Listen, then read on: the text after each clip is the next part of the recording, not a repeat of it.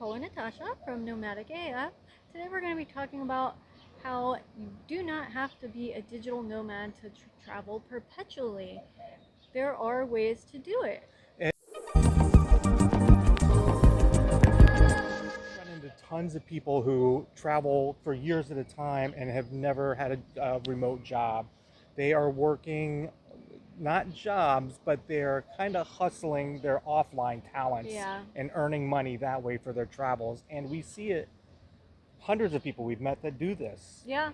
And a side hustle, a little here, a little here, a little here, can Yeah, add to it, your pot. especially if you're in an area where tourists are, and if you're collecting tourist dollars and spending Mexican pesos, you're going to live a pretty good life without a remote job. Yeah, So if you wanted to travel and you still can't figure out this working remotely, there are other ways to make money and yeah, travel. for sure. Let's get into a few. All right, so first let's mention that as a tourist from anywhere, whether it's United States, Canada, Argentina, you cannot work. You cannot earn money. You cannot do any of this stuff legally while you're here, and it could lead to deportation. There are Yeah, legal and ethical concerns yeah, ramifications that for sure. we should mention right up front. That being said, We have done it. we've done it. We know hundreds, I'm not kidding, hundreds of people that do this because we live in backpack places a lot of time. Yeah, San Cristobal de las Casas, San Juan del Sur, Nicaragua. yeah, These people, like a lot of these tourists, aren't working nomadic or digitally nomad jobs or yeah. working online. And sometimes they even just work on kind of, don't want to say a bartering system, but kind of a Yes, bartering sometimes a bartering system. system also. Yeah, There are some ramifications, both ethical and legal, that you'll need to consider. But that being said, so many people do this. And I just want to show you, you don't have to have an online job to earn money overseas. Like, this is how some of people have done it. yeah, So we've done it when we first started traveling. we We did were do it, not yeah. digital nomads when we started. Well, we were, but we weren't making enough to support ourselves. Yeah, So supplemental. we had to hustle a little bit, and whether it was for money or lodging or even food, it helped us get on the road. We've been on the road 13 years nonstop, and Yeah, this is how we started. yeah. So we funded almost 2 years of our first travels through nothing but cooking and house sitting and just the random skills that we have. Yeah, so we started out volunteering at a soup kitchen and cooking in Jamaica. Yeah, for And a fried piece of fried for a chicken. piece of fried chicken at the end of the day. We were so broke and had so little money. We had a place to stay, which was $300 a month, and we had food every day because we volunteered 3 hours a day for one small plate of food to split between us.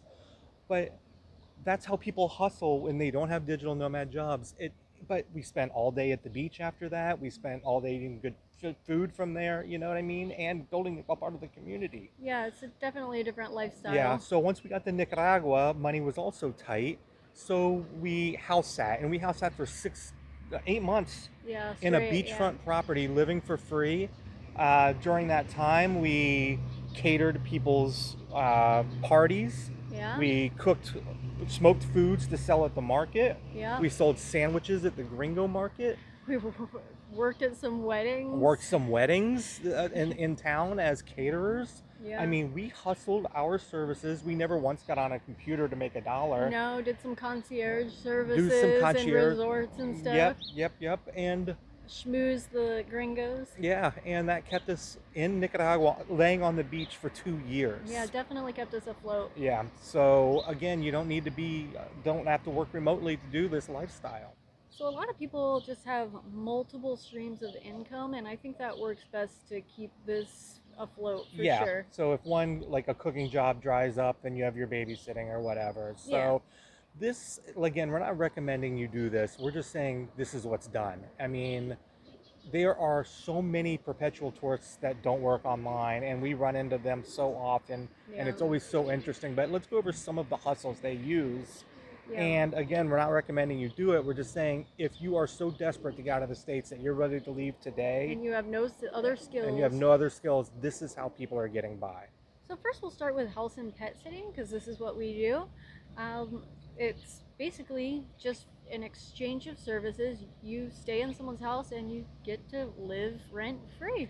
We're doing this all summer. We're right now in Mazatlan, we're house sitting. We will be in Mexico City In a couple weeks, house sitting for a month, and then in a beach town in Mexico, house sitting for at least 3 months. Yeah. And this is totally free living. We pay no rent, no bills, no maid service, no pool cleaners. This is just us living in a cool beach house.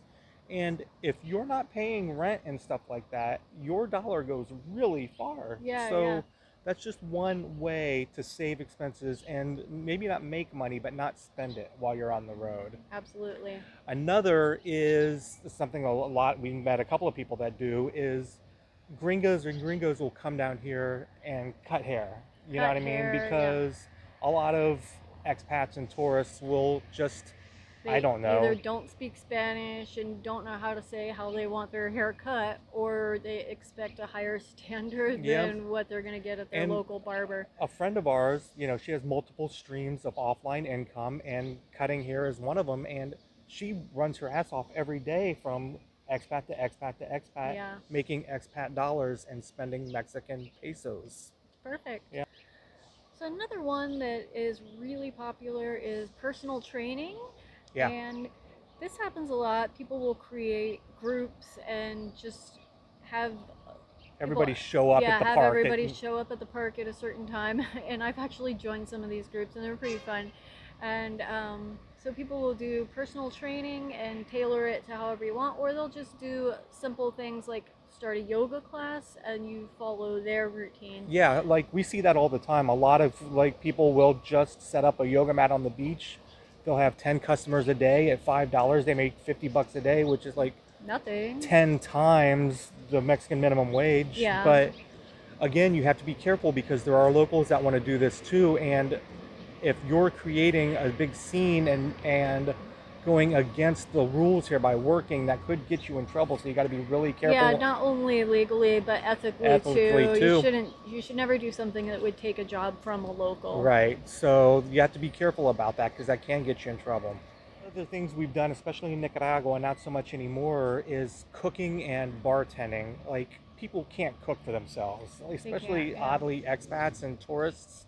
They either can't or don't want to. Especially if you're on vacation Yeah, too. yeah. So we've had some wealthy clients that come down for 2 weeks, and we show up in the morning. We cooked all their meals for the day, clean up, and go home after 4 hours. Yeah, and they just have something they can And they pop just- in the oven. Yeah, and we made actually very good money at that. And then you bartended at a hostel Yeah. for free lodging and tips, Yep. which kept us afloat. Again, like a lot of these times, we didn't want to do these things, but we didn't have much of a choice. It was either that or go back to the States. And we did not want we to did go not back want to to go the back to the States. States. Yeah. Another thing that people wanting to do a perpetual travel lifestyle will do is they'll sell their little crafts or trinkets.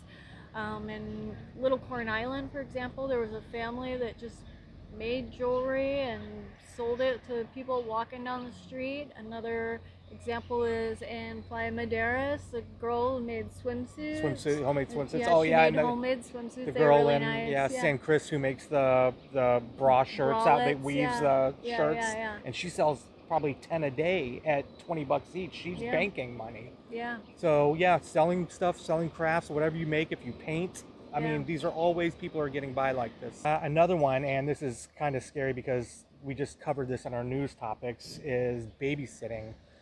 There are a lot of locals that would love to nanny and babysit for expats and tourists who have a lot of money.